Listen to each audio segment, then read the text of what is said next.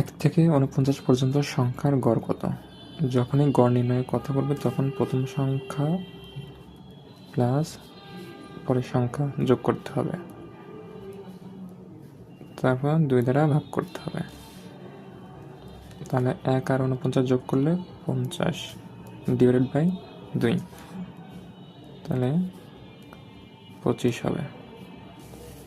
1 থেকে 10 পর্যন্ত সংখ্যাগুলোর সমষ্টি কত?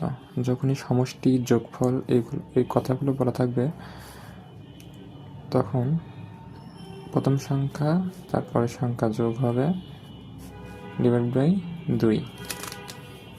গড় নির্ণয়ের মতোই, শুধু তার সাথে গুণ করতে হবে শেষের এই সংখ্যাটা। শেষে যে সংখ্যা দেওয়া থাকবে এটা গুণ করতে হবে। তাহলে 1 আর 10 যোগ করলে 11 ডিভাইড বাই 2 ইন্টু 10। 2 দ্বারা 10কে কাটলে 5, তাহলে 5 × 55।